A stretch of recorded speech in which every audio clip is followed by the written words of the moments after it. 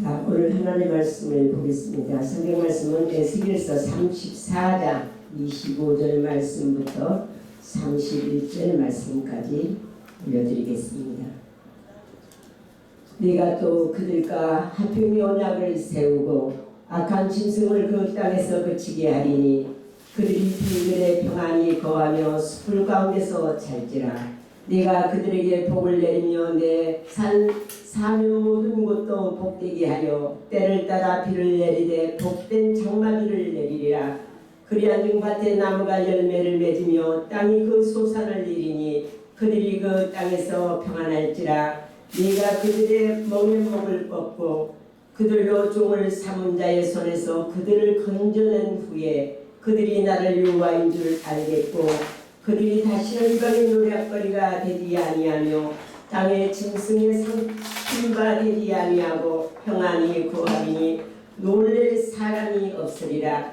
네가 그들을 위하여 유명한 종식한 땅을 일으키리니 그들이 다시는 그 땅에서 기근으로 멸망하지 아니할지며 다시는 열국의 수치를 받지 아니할지라. 그들이 나 여호와 그들의 하나님이 그들과 함께 있는 줄을 알며 그들 곧 이스라엘 족속인 내 백성인 줄 알리라. 나 주 여호와의 말이라. 내 양코 내 초장의 양 너희는 사람이요 나는 너희 하나님이라. 나 주 여호와의 말이니라. 아멘. 오늘 이 말씀을 우리 기독교 교육방송국을 시청하시는 모든 성도님들에게 전화해서 빛과 은혜 받는 귀한 시간이 되었으면 감사하겠습니다. 저는 수원 애담교회 주은혜 목사입니다. 오늘 말씀의 제목을 본다면 복된 장마비가 내리며 이렇게 제목을 잡아보았습니다. 복된 장마비가 내리면 지금 겨울인데 무슨 복된 장마비를 말씀을 전하느냐 이렇게 또 생각을 하실 수도 있지만 말씀 가운데 주신 말씀이라 생각하고 오늘 전하고자 원합니다. 때를 따라 비를 내리면 풍성한 결실을 가져올 수가 있다고 성경은 말씀을 해주고 있습니다. 신명 28장을 보면 그런 말씀들이 낱낱이 기록되었습니다. 장마비도 여러 가지 비가 있습니다. 장마비, 소낙비, 이슬비, 단비, 버슬비, 가랑비 등등 이렇게 여러 종류의 비가 있는데 본문 말씀에는 복된 장마비를 내리라고 그 말씀이 기록이 되었어요. 그래서 저는 복된 장마비가 내리면 이렇게 토를 달아보았습니다. 비가 내리면 분명히 모든 것들이 변화가 될 수가 있고 또 어떤 것들은 그냥 살아서 움직이는 역사를 가져올 수도 있습니다. 그러면 장마비에는 비가 많이 내리죠. 우리가 여름을 겪게 되면 장마철을 겪게 돼요.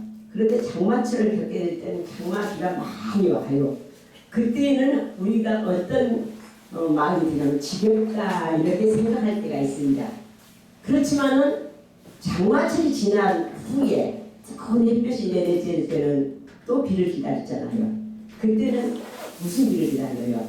한번 시원하게 소낙가 내렸으면 좋겠다 이렇게 말들을 마음에 품는 소원들을 말을 하고 있습니다.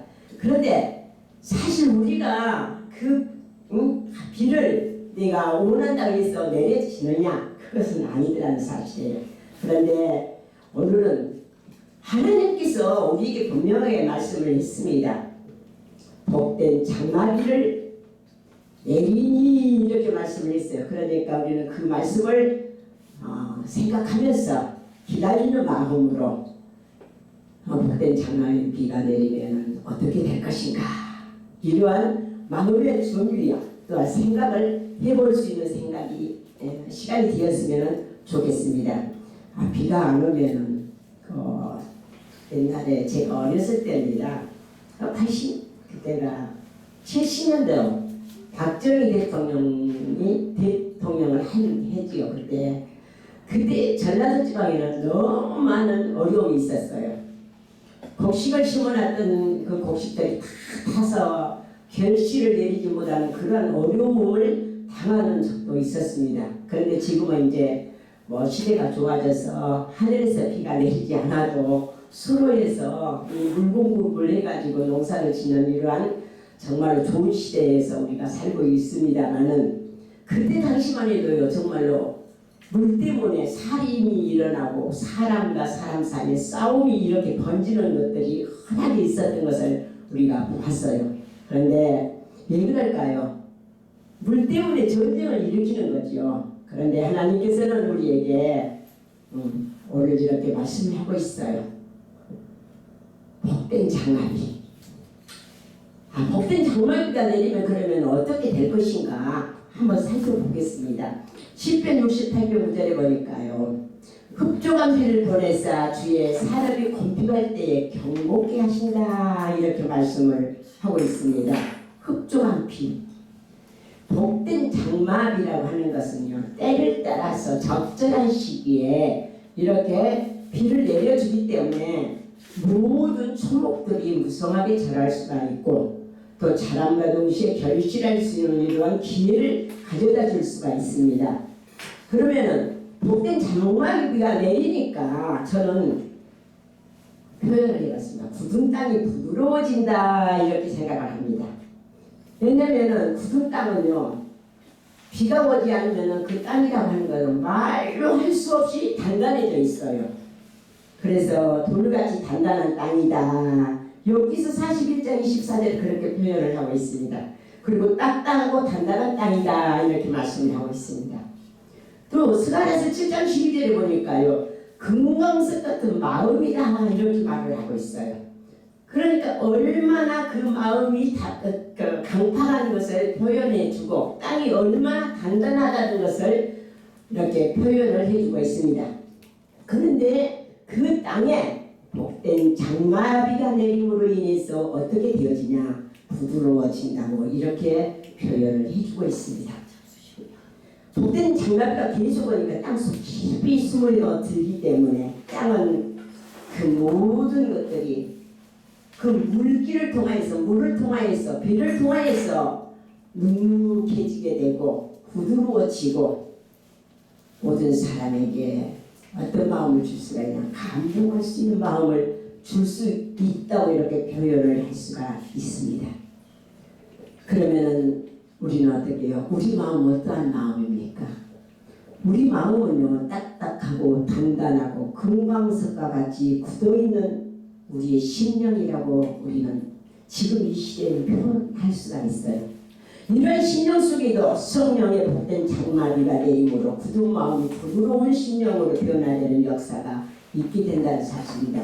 그래서 에스겔서 11장 19절에 보니까 내가 그들에게 일치한 마음을 주고 그 속에 새 신을 주며 그 몸에서 굳은 마음을 제하고 부드러운 마음을 주림이라고 이렇게 말씀을 한 것을 볼 때에 우리의 심령도 성령의 단비가 내리게 되면 어떻게 되냐? 부드러운 마음이 될 수가 있다는 사실을 믿으시기를 바랍니다. 이와 마찬가지로 이 땅에서 우리가 사는 동안에는 정말로 비가 필요해요.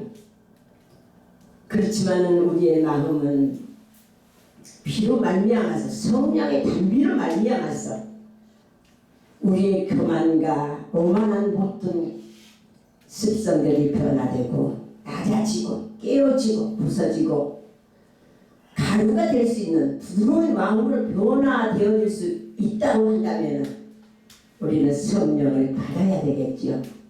하늘로부터 우리 하나님께서 그 주시고자 원하시는 성령의 은혜의 단비를 누구나 체험하여서 우리의 마음이 부드러워지고 우리의 삶이 윤택하여질 수 있는 이러한 놀라운 역사를 가져올 수 있는 것이 복된 장마비라고 생각을 할 수가 있습니다.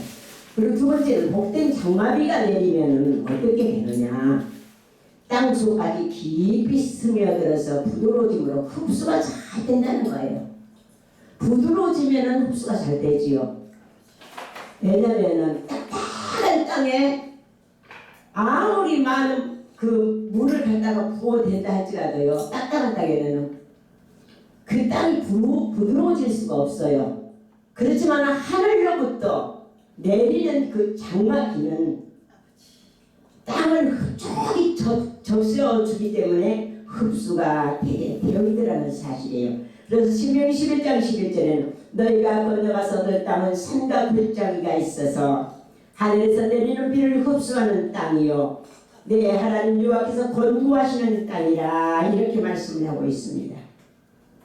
하나님께서 하늘로부터 우리에게 내려주시는 이 복된 장마비는 아무리 딱딱한 마음을 가진 사람일지라도 아무리 땅이 딱딱한 땅이고 굳은 땅이라 할지라도 흡수할 수 있는 이러한 여력을 가지게 만들어주고 있다는 사실이에요.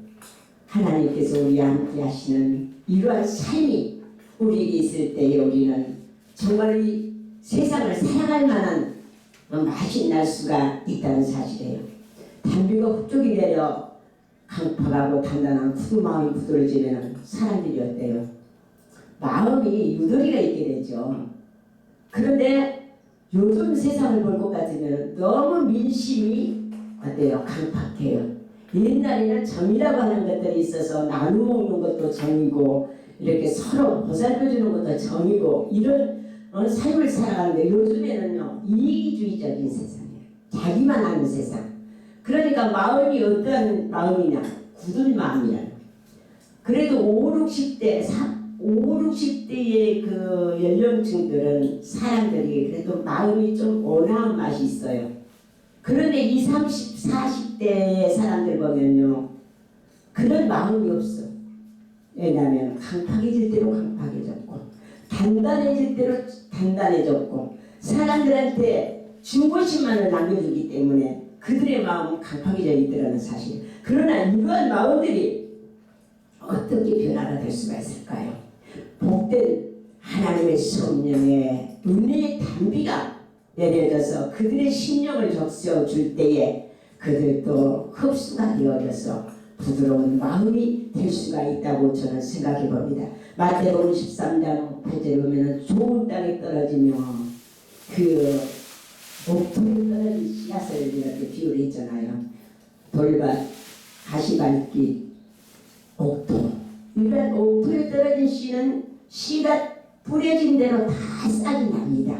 그런데 돌밭, 길가, 이 가시밭길에 나는 것들은요 싹은 나되 자라지 못하는 것도 있고 싹이 나지 않고 새들이 와서 이렇게 주워 먹어버리는 경우도 있지만 결실을 하지 못합니다. 그러나 흡수가 잘 되는 그 땅에 뿌려진 씨들은 분명히 심는 대로 싹이 나는 이러한 결과를 나타내주고 있다는 사실입니다. 그래서 세 번째로는 심는 대로 복된 장마비가 내리게 되면요 싹이 난다는 사실이에요. 소망이 새겨진다는 사실이죠. 시편 103편 13절로 15절에 보니까 저가 가축을 위한 불과 사람의 소용을 위한 채소를 자라게 하시며 땅에서 식물이 나게 하시고 저가 그 누각에서 산에 물을 주시니 그의 행사의 결과가 땅에 풍족하도다 이렇게 말씀을 하고 있습니다. 아무리 굳은 땅에 씨를 뿌려놓은들 싹이 나지 않지만 흡수된 땅에서는 분명히 뿌려놓은 씨앗은요 싹이 나는 것을 우리가 봅니다. 저도 옥상에다가 가끔 이제 여름이나 봄에 씨앗을 심습니다. 그래서 웬만한 것은 옥상에서 나는 식물로 인해서 해결해요. 그런데 금년에는 제가 게으름을 피워서 제대로 가꾸지를 못했어요. 그러니까 그 씨를 뿌려놨는데 물을 잘 주고 이렇게 해서 싹이 나야 되는데 물을 게을리 했더니만 싹이 난 것은 나고 나지 않는 것은 안 나더라고요. 왜냐하면 땅이 옥상이기 때문에 딱딱하게 굳어 있어요. 그런데 하늘에서 내리는 비가 이렇게 내리면은 충분하게 모든 것들을 적셔주는데 사람이 인공으로 주어지는 이 물들은요 땅을 흡족하게 적셔준 것 같지만은 결국에는 이렇게 딱딱하게 된 것을 보고 하나님이 주시는 것과 사람이 주시는 것의 차이는 이렇구나 하는 것을 제가 느껴봤습니다. 우리는 우리의 마음밭에 정말 하나님께서 우리의 마음을 열어서 성령의 그 충만한 은혜로 채워줄 때에 우리의 심령의 밭에서 소생하는 역사가 일어나야 됩니다. 장마비가 헛되이 수명에 내려지면 믿음의 씨가 심겨져서 싹이 나고 순종의 씨가 자라나게 된다는 사실입니다. 네 번째로는 복된 장마비가 내리게 되면 어떻게 되는 거야? 심기어져 있던 싹이 났던 씨앗들이 어떻게 되면 자라나게 됩니다. 순서가 제대로 가고 있습니다. 약하지 않고 시들지 않고 주야 청청 푸르름이 더해지고 강해져서 잘 자라게 된다는 사실입니다. 하나님께서 그 복된 장마비를 내려주심으로 말미암아 모든 식물들이 그 비를 흡수하여서 이제는 잘 자라며 하늘에서 공급해 주시는 그 햇볕을 받아서 식물은 주야 청청하게 이렇게 잘 자라는 것을 볼 수가 있습니다. 그래서 마가복음 4장 8절에 보니까 그런 말씀이 있어요. 좋은 땅에 떨어지네 자라 무성하여 결실하였으니 이렇게 말씀이 기록됐어요. 좋은 땅에 떨어짐에 자라 무성하여 결실하였습니다. 마가복음 4장 26절에 하나님의 나라는 사람이 시를 땅에 뿌린과 같으니 저가 밤낮 자고 깨고 하는 중에서 씨가 나서 자라되 이렇게 말씀을 하고 있습니다. 마가복음 4장 28절에는 땅이 스스로 열매를 맺되 처음에는 싹이요 다음에는 이삭이요 그 다음에는 뭐라고 말씀합니까? 이삭의 충실한 곡식이라고 이렇게 말씀을 하고 있습니다.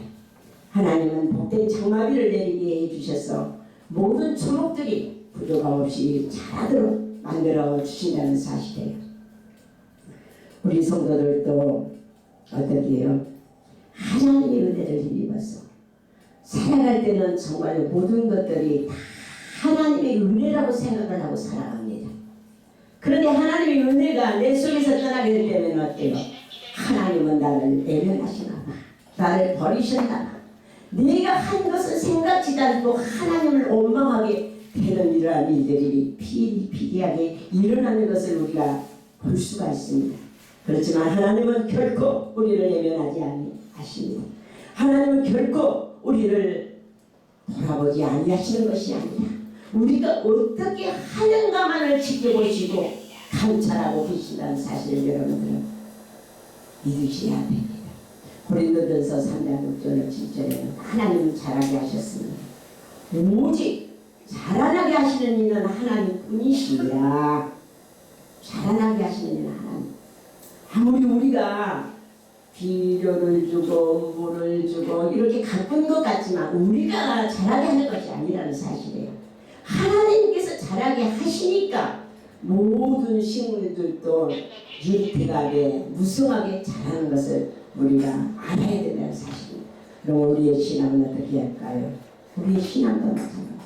우리의 심령 속에 하나님의 역사하심이 나타나야 되고 성령의 그 충만한 은혜가 내 속에서 역동질할 때에 우리의 심령은 더욱더 충실한 하나님의 사람으로 일어날 수가 있고 일할 수가 있고 또 열매를 맺을 수 있도록 자라갈 수가 있다는 사실을 우리 여러분들은 아시기를 바랍니다.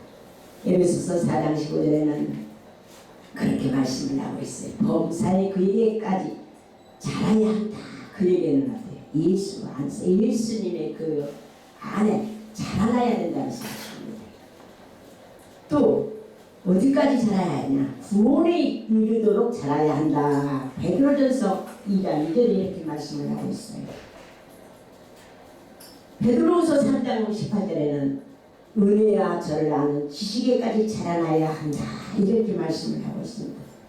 예수 안에까지 우리가 자라나기 원한다면 우리는 분명한 우리의 신앙의 그 힘이 우리의 심령을 바로 깨워주고 우리 심령 속에서 끼어진 모든 것들이 각성함으로 인해서 자라날 수 있는 것은 내가 구원받은 그 확실한 증거가 내게 있어야 되고 하나님의 은혜를 아는 지식에까지 우리가 자라갈 수 있는 이러한 믿음의 역사가 나타나야 된다는 사실입니다.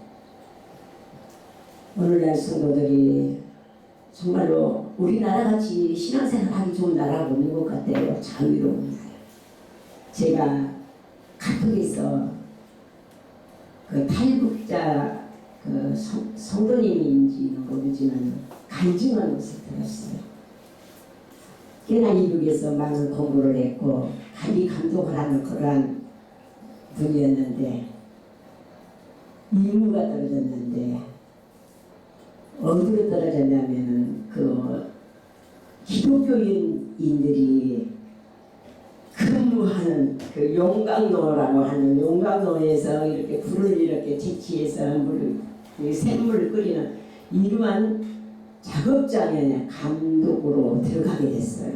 그런데 가서 보니까 처음에는 눈을 의심했다는 거예요. 얼마나 사람들이 정말 저 사람들이 사람인가 아니면 짐승인가.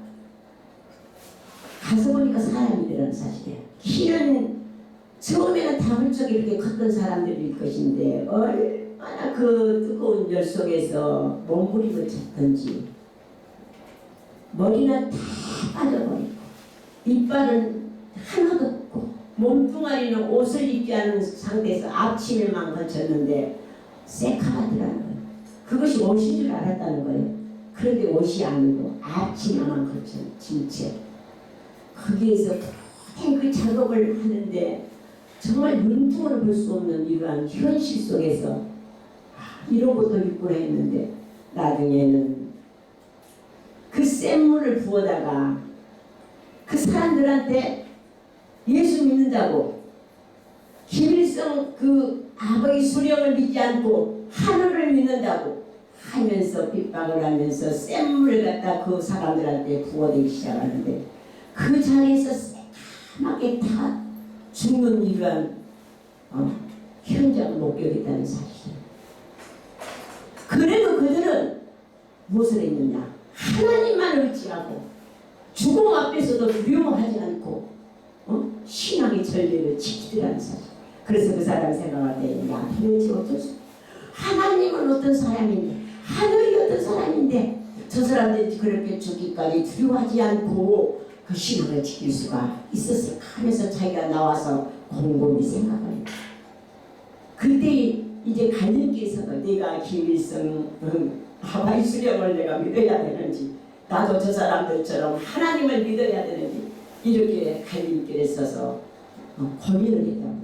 그러다가 무언가 하늘을 믿게 되면은 하나님의 분명한 역사가 있는가 보다. 그러니까 저들이 목숨 바쳐서 저렇게 하지 않겠느냐 하면서 자기도 하나님을 믿기로 작정을 하고 하나님 앞으로 돌아갔다는 사실.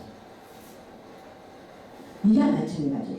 그 용광로 속에서 고된 작업을 하며 죽기까지 그들이 신앙의 전례를 지킴으로 인해서 그들은 어떤 결과를 빚어냈어요. 결국에는 한 사람이 되었을지라도 열매를 맺는 이러한 역사를 나타내 주었더라는 사실. 복된 정마비가 내리면요 자라나게 하시는 이도 하나님이시지만은 열매가 맺는 이러한 역사가 일어나야 된다는 사실이에요. 다섯 번째입니다. 성장한 나무는 열매를 분명히 맺어야 돼요.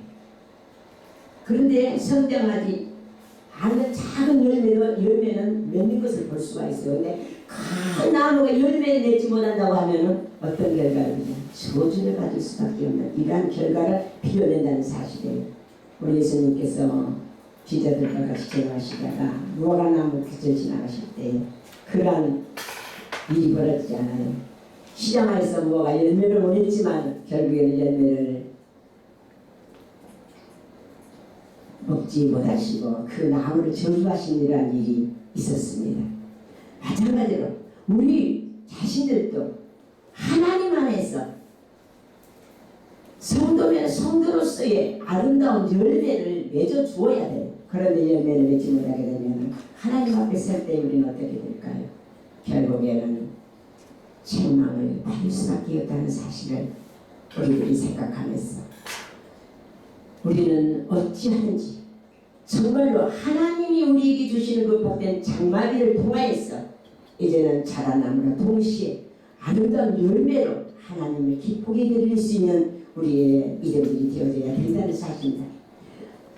에스겔서 17장 8절에 보니까 그 포도나무를 큰 물가에 옥토에 심은 것은 가지를 내고 열매를 맺어서 아름다운 포도나무를 이루게 하려 하였습니다. 이렇게 말씀을 하고 있습니다. 아름다운 열매. 항상 우리는 좋은 열매, 아름다운 열매, 하나님께서 원하시는 이러한 열매를 맺어 드릴 수 있는 삶이 되어져야 된다는 사실. 그래서 로마서 7장 4절에 하나님을 위하여 열매를 맺히게 하려 합니다. 바울 사도가 말씀했잖아요. 하나님을 위해서 열매를 맺히게 합니다. 이렇게 말씀했는데 하나님을 위해 하나님 앞에 우리가 설 때에 분명한 하나님의 그 대가가 우리에게 주어진다는 사실을 우리는 알아야 돼요. 네, 열매를 맺게 되면 어떤 일이 또 벌어집니까? 복된 장마비가 내려지게 되면요, 결실이 있게 되는 겁니다. 결실, 수확이죠. 솟아내는 것입니다. 야고보서 5장 7절에 보라, 농부가 땅에서 나는 귀한 열매를 바라고 깊이 참아 이른 비와 늦은 비를 기다리나니. 5장 18절에 하늘이 비를 주고 땅이 열매를 띄었느니라 말씀을 하고 있습니다. 결실이 있어요. 농부가 봄부터 일찍이 수고를 하여서 씨를 고르고 씨를 땅에 뿌리고 심어서 자라기까지 모든 과정을 다 농부의 손길이 지나가게 됩니다. 그런데 여름이 지나고 가을이 접어들었을 때 그 결실이 있다면 얼마나 기쁘겠어요. 그런데 결실을 보지 못한다면 그 허무함이란 이로 말할 수 없을 것입니다. 하나님도 마찬가지죠.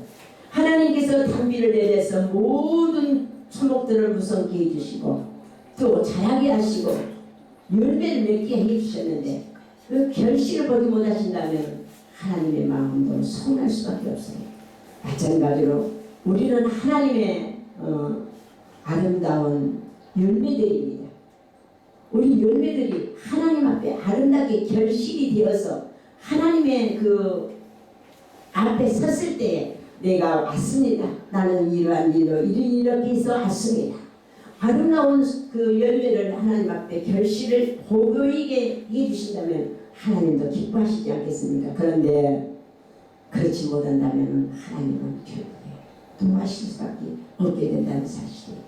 마태복음 13장 13절에 결실하여 100배, 60배, 30배 결실하여 이와 같이 이 결실하기까지는 무진장 어려움이 많습니다. 수고가 있습니다. 그러나 인내가 필요합니다. 그 농부가 농사를 지어놓고 그런 무슨 이야기 있어요. 여름에 이렇게 생초제를 뿌리고 벼를 이렇게 심어놨다가 갖고 가는데 그 논에 멸구대가 그냥 그 논 전체를 그냥 이렇게 다 휘젓고 다니는 것을 농부가 발견하게 됐어요. 그런데 농부가 어때요? 야, 이런 멸구 때문에 도저히 농사를 지을 수가 없구나. 홧김이 어떻대요?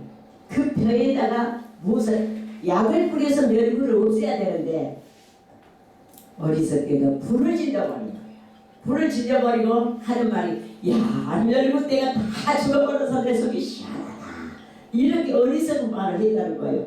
얼마나 어리석은 나예요. 마찬가지입니다.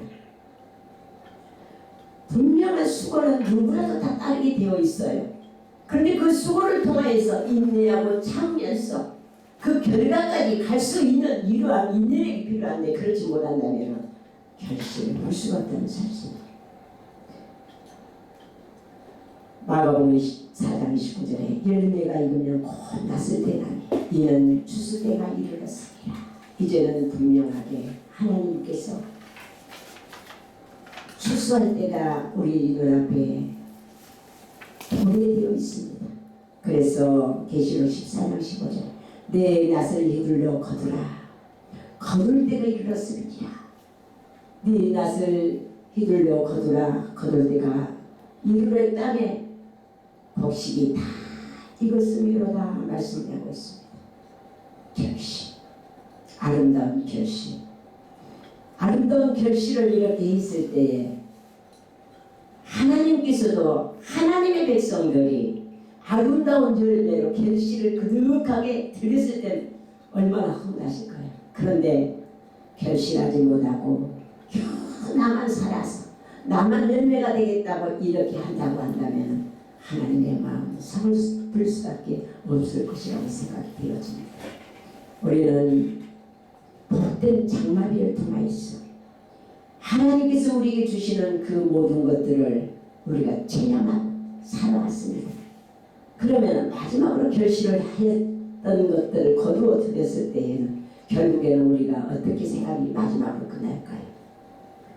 27절에 보니까 그리 앉은 밭에 나무가 열매를 맺는 땅이 그 솟아는 내리니 그들이 그 땅에서 평안할지라. 내가 그들의 멍에 목을 꺾고 그들로 종을 심은 자의 손에서 그들을 건져낸 후에 그들이 나를 유발주라 했고,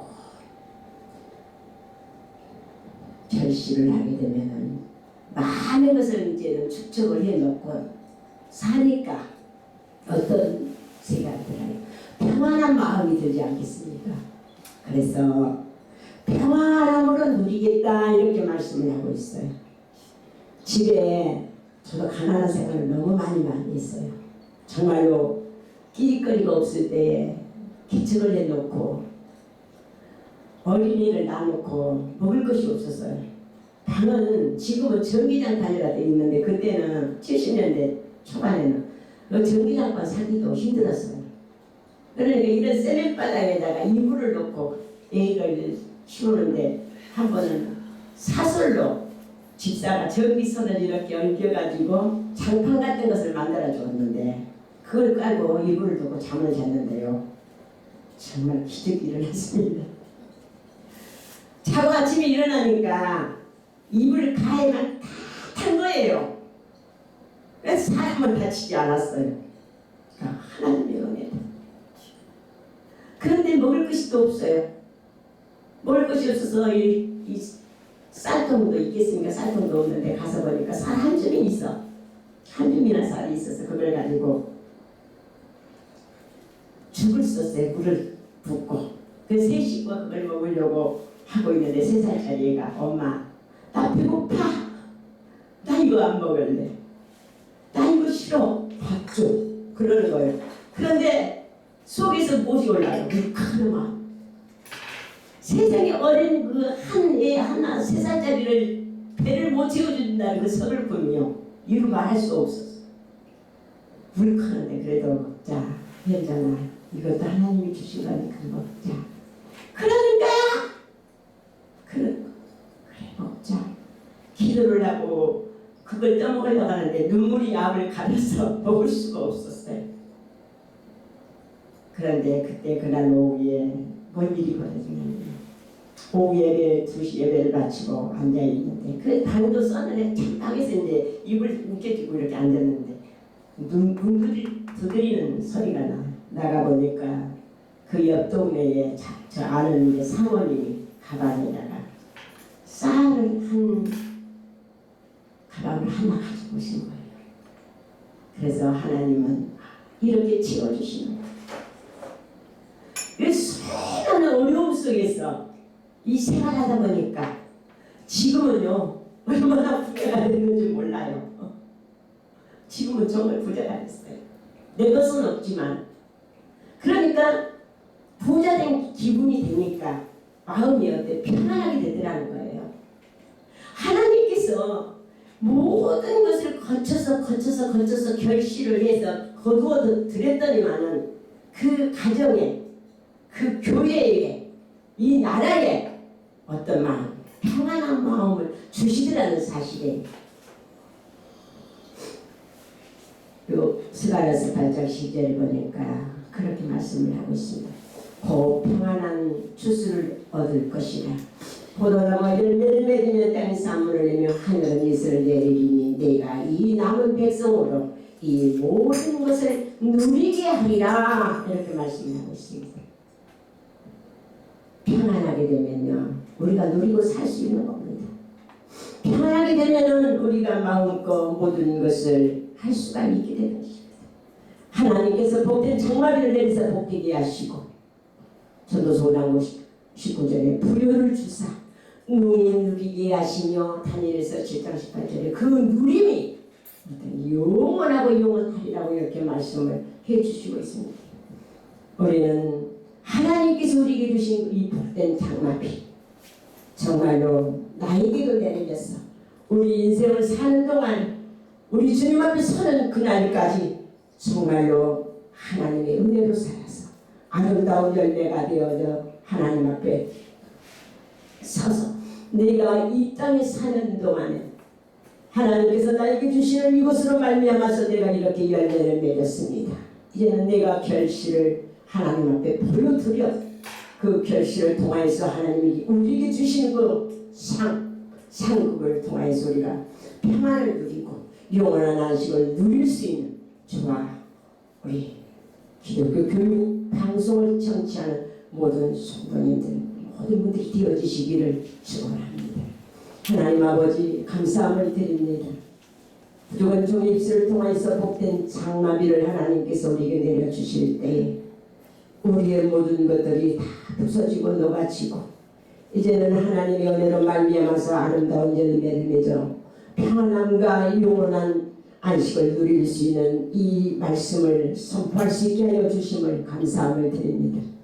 우리가 가는 동안에 어려움이 많고 고통이 많고 숱한 아버지 하나님이여 고난에 처한다 할지라도 주님의 고난을 우리는 피할 수가 없음을 깨닫게 하시고 우리에게 영원한 소망을 약속하신 하나님의 은혜를 생각하면서 믿음으로 승리할 수 있는 삶이 우리에게 있어지도록 연약한 저희들을 붙잡아 주시옵소서.